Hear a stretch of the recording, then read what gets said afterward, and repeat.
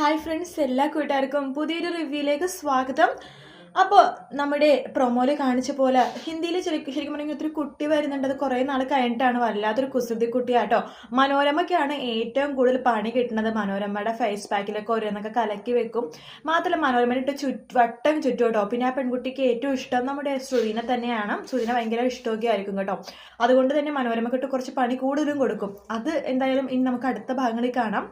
ശ്രുതിയുടെ അശ്വിൻ്റെ പ്രണയരംഗങ്ങളാണ് ഈ ആഴ്ച ഫുള്ളും കാണാൻ പോണത്.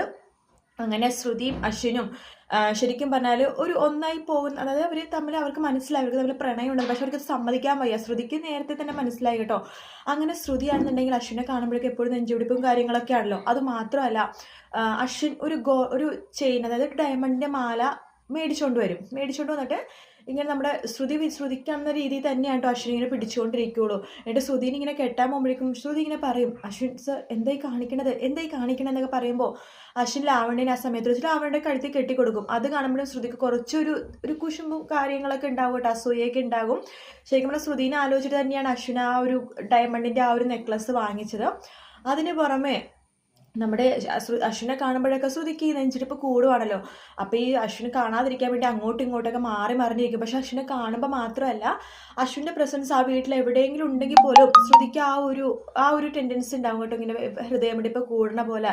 പിന്നെ നാളെ കാണാൻ പോണത് അശ്വിൻ്റെ അടുത്തേക്ക് ശ്രുതി അടുത്തടുത്തേക്ക് പോകുമ്പോഴേക്കും അശ്വിൻ നെഞ്ചിടിപ്പ് കൂടുമ്പോൾ പിന്നെയും പുറകോട്ട് പോവുക, പിന്നെ അടുത്തേക്ക് വന്നിട്ട് പിന്നെയും പുറകോട്ട് പോകുക. അത് കൈയോടെ പിടിക്കുന്നുണ്ട് അശ്വിൻ. പക്ഷെ അശ്വിൻ അറിയില്ല ശ്രുതി എന്തിനാണ് ഇങ്ങനെ ചെയ്യണേന്ന് അശ്വിനെ മനസ്സിലാവുന്നില്ലെങ്കിൽ പോലും അശ്വിൻ അതൊക്കെ ശരിക്കും പറഞ്ഞാൽ ആസ്വദിക്കുന്നുണ്ട് കേട്ടോ. അശ്വിനെ ചിരിയാണ് വരുന്നത്. പക്ഷെ ശ്രുതി ഇത് പറയത്തൊന്നുമില്ല.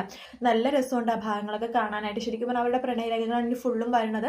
അവർക്ക് തമ്മിൽ പ്രണയം തുറന്നു പറയാൻ പറ്റാത്തതിന് കാരണം ലാവണ്യാണ്. കാരണം ലാവണ്യ എന്ന് പറഞ്ഞ പെൺകുട്ടീനെ ട്രെയിൻ ചെയ്യിപ്പിക്കാൻ വേണ്ടിയിട്ടാണല്ലോ ശ്രുതി അവിടെ വന്നിരിക്കുന്നത്. അപ്പോൾ ശ്രുതിക്ക് അങ്ങനത്തെ ഒരു ഇഷ്ടം തോന്നാൻ പാടില്ല. കാരണം ശ്രുതി അത് ലാവണ്യടുത്ത് ചെയ്യണ വലിയൊരു ചതിയാണ് എന്നൊരു ശ്രുതിയുടെ മനസ്സിലൊരു തോന്നലും. അത് മാത്രമല്ല, അശ്വിനാണെങ്കിൽ അത് സമ്മതിച്ച് കൊടുക്കാനും വയ്യ.